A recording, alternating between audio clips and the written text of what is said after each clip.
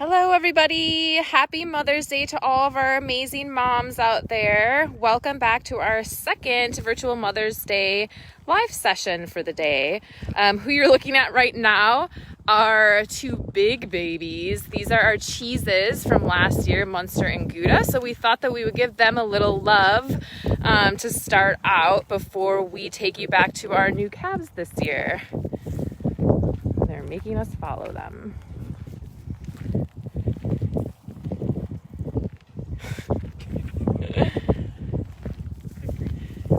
Again, for those of you who are just joining us again, welcome to our second virtual live session of the day. Very happy Mother's Day to all of our moms out there.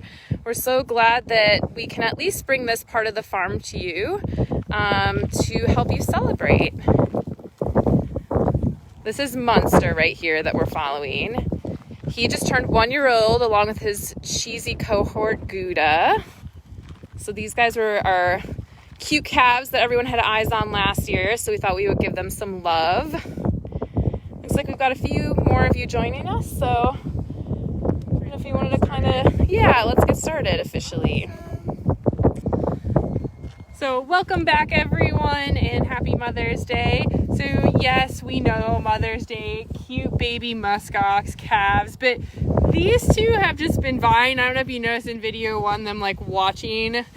So we thought we should spend some time with them. So this is Muenster and Gouda. They are last year's calves, so they are now a year old. And you'll notice that the best grass on the farm is of course what's just on the other side of the fence. So they've actually created these cute little holes right where the fence is where they can get their mouths, but they can't get the stuff right next to the wires, which has been fun to watch. And so these two little hams, we have one boy and one girl. So Gouda is our little girl. She's this one. And Gouda here is definitely looking a little scraggly. There's nothing wrong with her. She just started to shed her kiviute. So we talked a lot about kiviute on our videos, and that's that warm underwool that they're shedding off right now. And while all Musk Ox shed in the spring, it doesn't mean that there isn't some variability to when they shed. So Gouda has started that party before Muenster did, which is why they look a little different. So Gouda is almost entirely combed out, except for you'll notice her very beautiful face.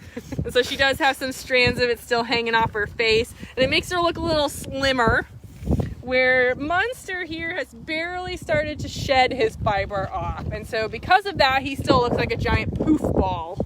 Their size, weight-wise, is not very different. I think Muenster here, our little boy, outweighs Gouda. I think it's by like 20 pounds right now, so it's not very much. And they're like, you had to have brought us stuff. Yeah. So what Gouda is licking on is her salt and mineral block.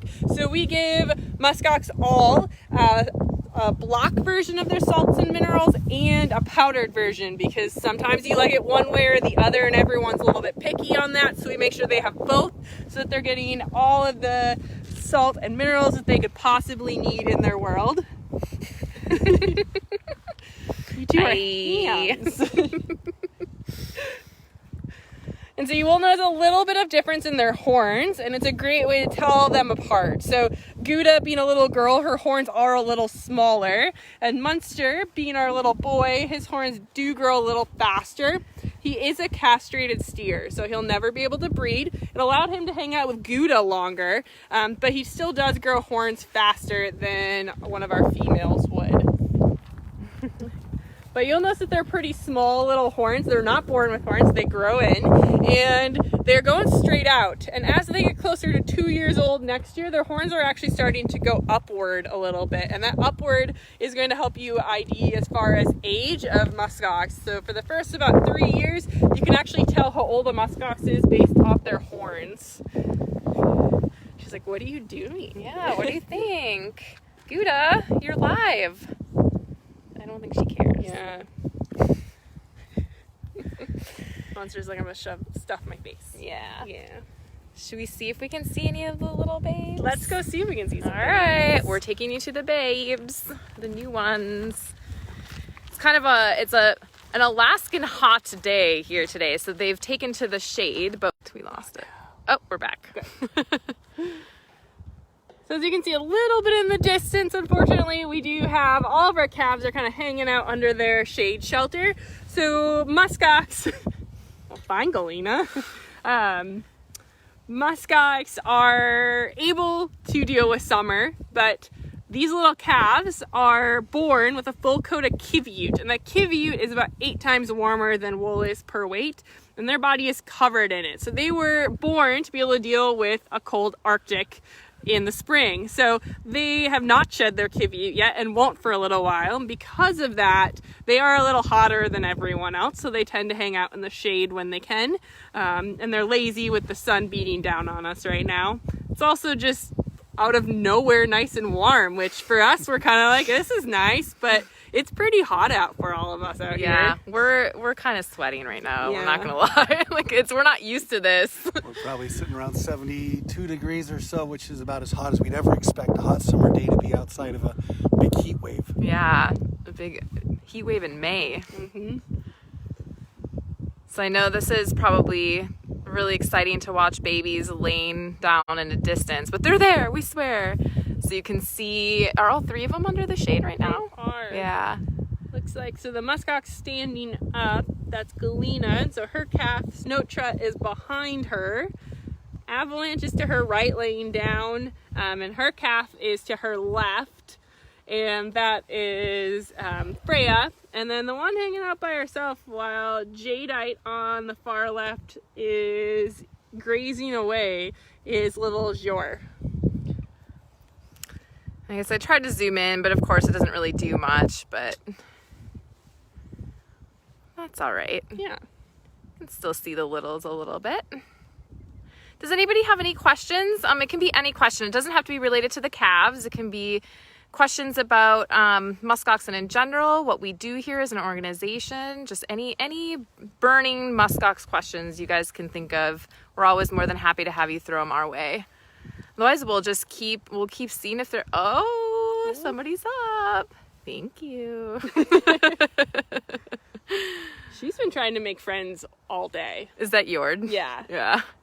She doesn't understand why everyone's just laying around. Yeah. She's ready for some fun times. Oh, Tamara said it's about 40 here in Illinois. It's supposed to get to 30 tonight. Oh, you guys, I'm sorry. Kind of. We have a very long winter. Yeah. I'm so sorry. The sun has finally come to the point where it's like light out super late, and it's been an adjustment, I think, probably for all of us. Yeah. But it's been really nice to see the sun again. Yes, we need it. Yeah. As much as we like eating our vitamin D, Yeah. it's nice to get the real deal. Should we over to those guys? Yeah. I'll just kind of stay zoomed in. Okay. So we're going to take you guys on a field trip since the calves are being lazy, which I guess it's the middle of the afternoon. I can't blame them. And we got to see our yearlings. We're going to go see probably the ones on Mother's Day that are usually up by the fence and hanging out and love to see all the different people. And that's some of our bird girls. So our 2-year-old or 3-year-olds. I think they're all. I know. Everyone just is a year older, and so it's hard for us sometimes to remember that. Yeah. Sorry for all the shakiness, you guys. Bear with us until we get to our next destination. I do have a question from Carol. How do we choose the names? Oh, Mark, why don't you cover this? Yeah. This is, wow. Most contentious part of the year. We all fight amongst ourselves in the office. We have lots of ideas for themes that come and go. A lot of them very, very bad ideas, I'm sure. A few good ones sneak in, and then we fight over those, and then we have to decide whose good ideas are good and whose bad ideas are bad. This year was pretty fun with the pay-to-play. People were so generous in helping us pick a theme. We had a couple that we liked a lot, and then we threw it out to our fans and friends out there who in the end helped us choose the Norse gods and goddesses. So then from that we'll end up with a short list. We'll go through whatever the theme was and come up with names that would be Musk Ox appropriate. Yeah, so this actually, you guys helped us fight less this year, actually, since we threw it out to the public.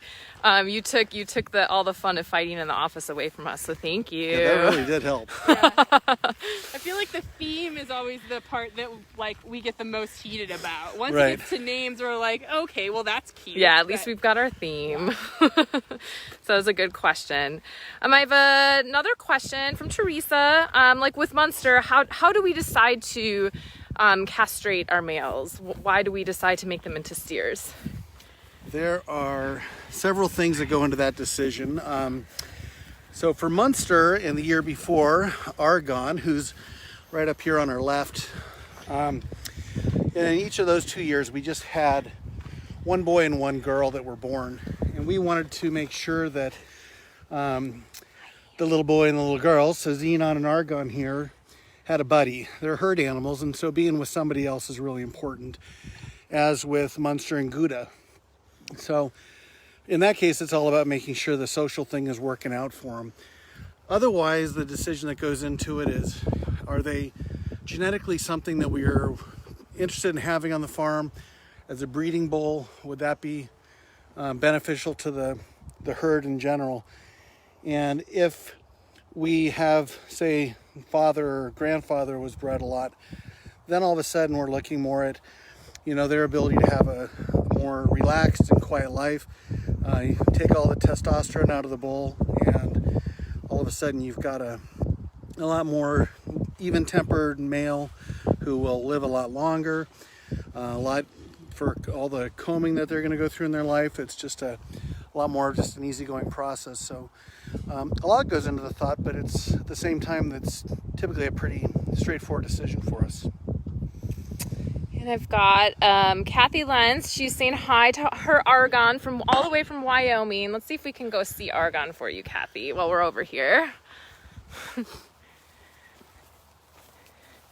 You can kind of see him. He's got his back to us right now, but he'll probably get up now that we're bugging. There he is. Argon, your adopted mama says hello. Looking right at you. Perfect. So Argon here is now 2 years old. He is a steer, so he is the only boy in with all of these ladies. And so you can see his horns are a little thicker than everyone else's, but the other easy way to tell Argon is he's the only orange tag. So you'll probably notice that everyone has an ear tag on their left ear, which helps us be able to identify them when we're weighing. And we have them by gender and color. So orange or red means it's a boy, and then white tags means it's a girl. So that helps us out when we're trying to identify these guys. Oh, I've got another question from my mom. Hi, Mom. I've got a question. Happy Mother's Day. Happy Mother's Day, Carrie's mom. My mom would like to know, what is the age of maturity for females and males? For Carrie, male, female, or? No, for the Musk Ox. Oh. Thanks. We're still waiting on Carrie. So sexual maturity would probably come into be for a male around 18 to 24 months. As far as like gaining full stature, we wouldn't expect a male to hit full stature until 5 years old even. The cows tend to be coming along a little quicker. They would be hitting their full mature stature probably at around 3 to 4 years old. A lot of these girls, like Osprey right here, who's just below the camera, she's pretty close to where she's going to be, and she's 3 years old. So over the next year, she'll probably fill out a little bit more. But as far as becoming a full-grown Musk Ox, I think she's pretty much there. Thanks, Mark. Shake it out, Oh, Xenon. shake it. That's Xenon that you're looking at right there. So Xenon has her full horn still. So we've had some people come in and notice that no one has a full horn set out here. They all have their tips clipped off. So that's what they would look like with their full tips. And those tips are great if you're a wild Musk Ox and you are worried about protecting your herd from predators. Out here, there is nothing scary that they need to protect themselves from. So we do take the tips off their horns. It's just a tiny chunk at the end that you can see, just to protect them and us. They don't feel it, but it keeps everyone safe around here when we work with them. So she'll probably have her first clipping in the next year or so, but it's pretty fun to see how far up her horns are curling now. Yeah, I feel like hers are very dramatic. They are. I like it. And hers are finally, you can see the droop. So the sides of their horns, you can kind of see they start to lay flat a little bit on the sides. And that happens as their horns start to mature as they get towards age 3. So Osprey down below us, you can kind of see hopefully that she has horns that droop, but she has no middle piece to her horns, or that forehead piece where the white hair is right now. And that's her boss that will come in. So that will grow in over the next year for her. Chewing your cud in the shade. Yep, she's a smart one. Should we go say hi to who's behind us? Yeah. They're like eagerly awaiting. I know. Oh, Sycamore. Well, the babies get all the attention this time of year, so we gotta give some love to the rest of our herd here on Mother's Day. What do you think, Sycamore? It's like, It's like, get that camera out of my face. I did not agree to this. Getting a cool drink on a hot day. What are you doing?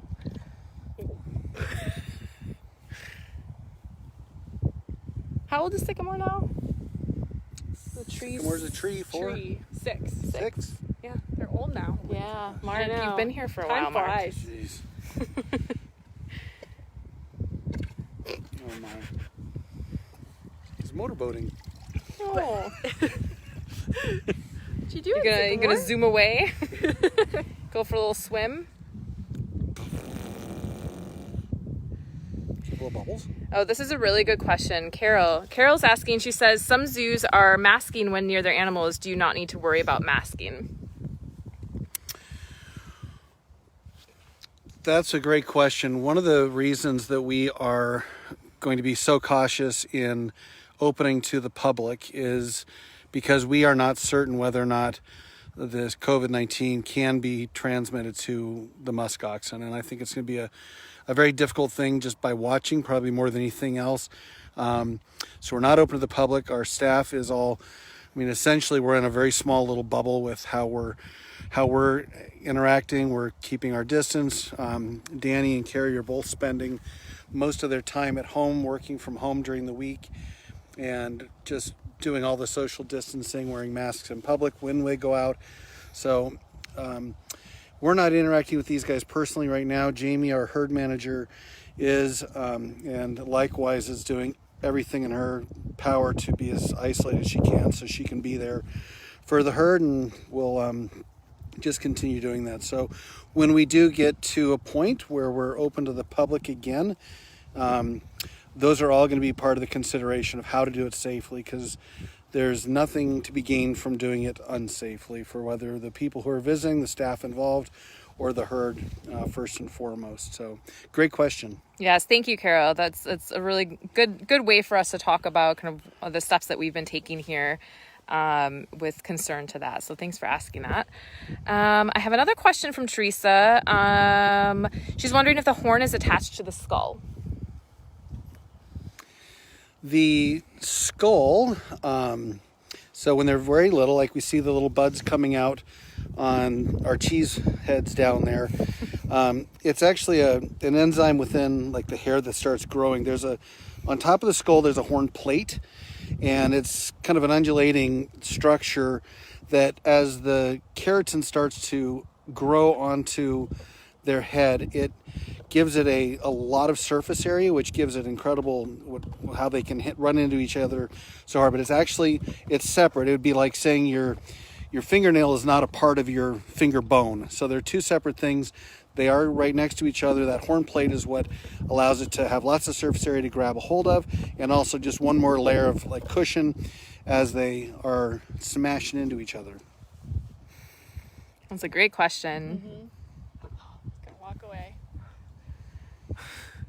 Thought maybe Katmai would let us get a good look at him, but now he's decided to walk away. We took too long. Yeah, so Sycamore. We had our chance. Yeah, all over it though. Just get a little look here while we're here. Yeah. So these are all of our younger males. Most of them are steers, except for the guy on the right side walking away from us. This is the beautiful butt. That's Katmai. So he is a young bull, and so he's in here until he reaches a big enough size that it's safe for him to go into the bullpen. And so you can notice on the top of his head, hopefully even from there, that's very white and super wide compared to what you're seeing on Sycamore. And that's really indicative to him being a bull. But his horns are still coming in. You're giving us a good look at it, at least. These guys, in my opinion, have probably the best view on the farm with Pioneer Peak in the background for them. They chase the most iconic pictures in this pasture, whoever's in it. So these guys got the lucky pasture, I think, because they get beautiful view. Sycamore is over here. Meanwhile, Sycamore is still being Sycamore. His head is super itchy. I was out here the other day, and they love to kind of test the fences like they're doing, because as they shed, they get itchy, and as they get itchy, they find things to itch on, and he seems to enjoy finding fun things. I was watching him one day, and he managed to get like a chunk of the fence that was curled over in between his horn boss, and was just like going to town. He seemed so happy. Yeah, you. He figured it out. Yeah. Good goober. Should we see if there's any more movement over by the babies? Yeah. And again, if there are a few of you that are joining us, it's again it's a hot Alaskan day, and so our babies have taken to mostly hanging out in the shade, but we're gonna go and visit them again and see if we can maybe give you guys a good look, because that is, after all, the whole reason all of you are here, we know. It's like one of them's hanging out in the grass. Oh yeah. See if we can get a little closer. I feel like that's the upside to us this year not being able to prescribe burn this pasture versus it's fun to watch them play in the grass. Right, yeah, that's true. Usually it's not as tall. And why do we do those prescribed burns, Danny or Mark? I think Mark, it's his favorite activity. You do like to burn things. Because it's really, really fun. Yeah, there's no reason just to start things on fire. So the maternity pen that the calves and the moms are in has been resting for a year. We want it to be as sterile as possible as we move our mamas and babies in there. And so part of the idea with the burn is that there's the possibility you're going to actually kind of burn and kill any parasites that might be. We've cleaned any of the feces out of there, and so it should be about as clean as possible, but can't hit everything. So by burning, you're hopefully going to either burn off anything that might present a threat. The fire really wouldn't get that hot, so more than likely what you're doing is exposing it to some UV light and getting the ground warmed up a little faster, brings in the green grass as the soil temperature comes up. But really, most of all, it's just a lot of fun. That was just a long answer to say, yet again. Fire good. Fire good. The truth has finally come out after all these years of why, yeah. I have never, ever denied that. Oh, all three of the little fluffer butters are up. Hopefully you guys can see them all right. So you can hang out here for a little bit. There they are. I can't tell, is that Freya that's staring at us right now? She's a little bit. So Freya was our firstborn, so she's a little bit bigger, and she's got quite a prominent white spot on her head. So that's been one way that we've been able to tell who she is. It can be hard when they're firstborn to tell them apart right away. Probably can't see in the camera, but a little puppy pile over there on the left-hand side. Yeah, it's just where that dark mass is. That's the other two calves. But thank you, Freya, for getting up for a minute. Oh. You're going to inspire your friends to get up too?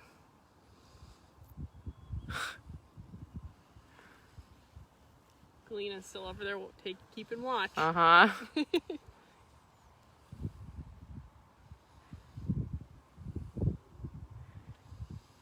So the other calf standing up is Yord. I got him that wrong. Yord. We're going to probably make a video for all of you, so look forward to that, of us just sitting in the office trying to figure out how to pronounce all the names. different ways we pronounce it on camera. Yes. So that once and for all, everyone knows how to say them. Or or never again. Or never again, yeah. It'll just be Jay. Meanwhile, all of our friends, who are familiar with all the Norse goddesses are just hanging their heads. They're just shaking their heads at us right now, as you should. Right. We're sorry about closer. that. Yeah. Feel free to send us a video of you telling us how to say their Ooh, names. that would be Yeah, if we've got anyone that is really good with Old Norse and Norwegian pronunciation, we would love to see you film yourself saying the names. Look at you two. Hey, Mama. I feel like these two are gonna get us all into trouble someday.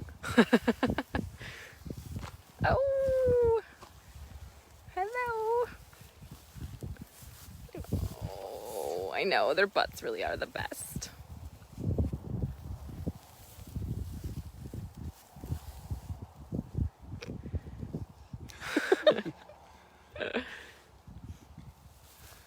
So these guys, you're seeing them kind of almost, they're mimicking their moms eating the grass. And of course, that's just the beginning of becoming a little grass-eating musk ox. But one of the most important things that is happening is when they're doing that next to their moms, because they're eating the grass and then they're bringing back up to chew their cud. They need to get the grass sized into the right size particle for it to work in their rumen.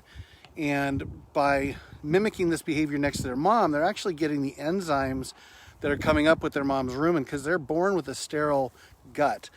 And they need to populate their rumen with the same stuff that makes their moms work so well and be so efficient. So not only are they just getting a little grass, but they're also just getting when their mom licks their face, when they're eating food next to their mom, they're actually populating their rumen so that they can become a fully functional little ungulate.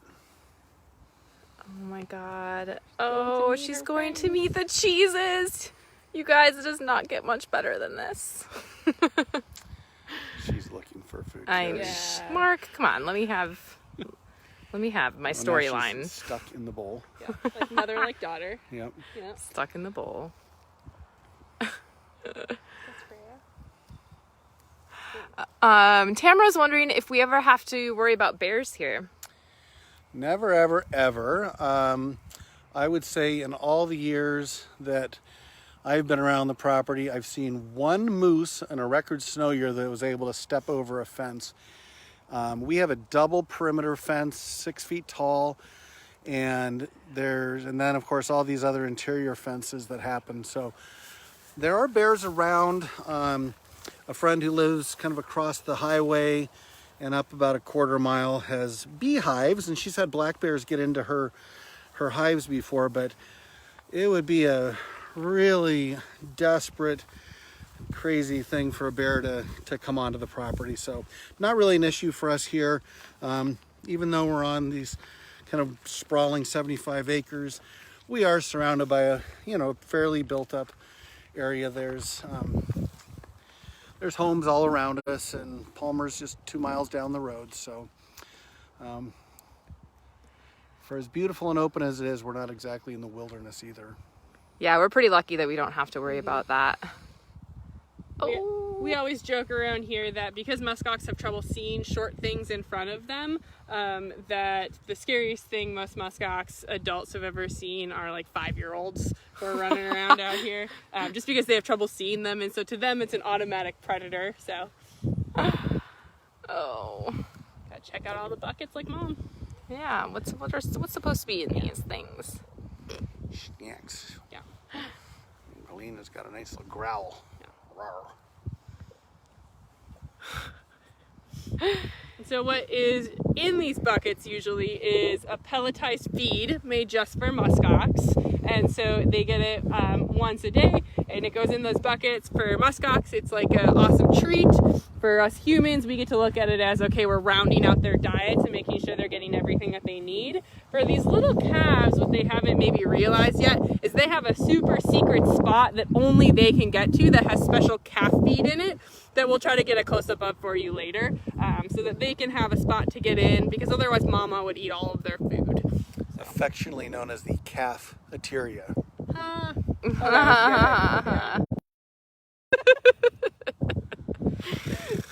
Good Oh, job. man. Good job, Mark. Oh, she's going to town. Oh, look at you zooming in and Look at it. I did it. We did it. Down. One step at a time, everyone.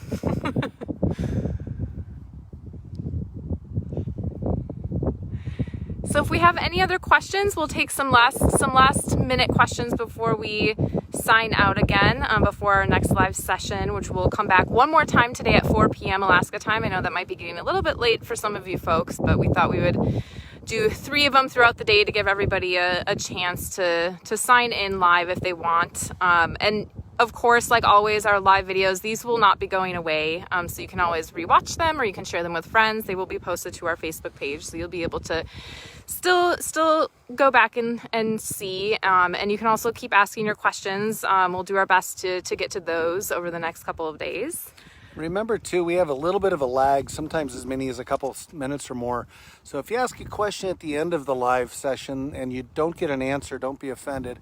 Maybe jump on next time and grab it a little earlier, because it's possible for us to get done thinking we're done and for you into this as if we're actually live instead of lagged. I've got a question from Nellie, who I believe is watching from Scotland.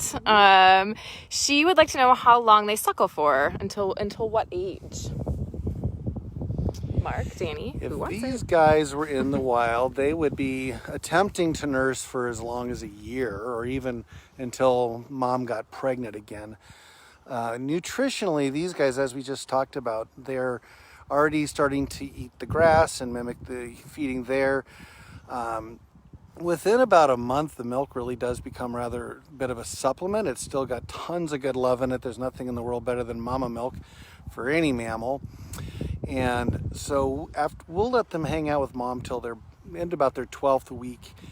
And what that does is it nutritionally packs them full of everything that they can possibly gain from mama's milk. But by that point, mom's starting to have a little bit less tolerance. But they're so big at that point, they actually will kind of pop their head up into the udder to get the milk flowing, and they will bring mom's legs off the ground. So I'm sure it's not that pleasant for her. So mom will start kind of shooing them away. They've got great Musk Ox behavior at that point, and they're also really ripe for kind of us to start moving them into our socialization. We don't want them to be too early, because then they'll tend to imprint on people, and that's not good for us as far as having an animal that just wants to play with you like you're an 800-pound Musk Ox. We want them to learn how to be Musk Ox. We want them to learn that we're the safest thing in the world, a protector, but sort of the alpha being in their lives, so that as we herd them, we'll herd everyone on foot. And it's just a gentle process of getting behind them and walking them down to the barn. And so that behavior just comes from them acting like Musk Ox, and us probably acting more like just almost a prey, but not in a scary thing, because they are very used to us. So we get about 12 weeks with mom, and then they'll move on to us, and they'll be getting all the food they need from the pellets and the grass at that point.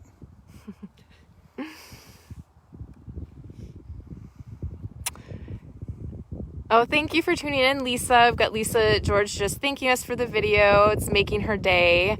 Thank you, Lisa, for adopting Georgianne and helping us take care of your little old lady.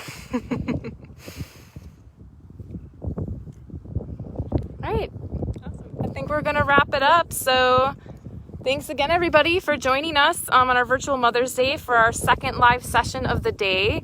It really means so much to us that we can still remain connected to all of you and help celebrate moms properly and honor all of the moms out there, both human and Musk Ox. So if you'd like to join us again, we'll be doing this again at 4, so you've got a few hours. And I encourage you to check out some of the other videos that we've had posting throughout the day, again, in celebration and honor of Moms and Mother's Day and this amazing tradition that we have been doing for how long now, Mark? 30? This would be our 32nd year of opening our doors for moms. So yeah, continue enjoying your Mother's Day. Happiest Mother's Day to everyone out there, and I'm wishing you all the best. Bye, everyone. See you in a bit.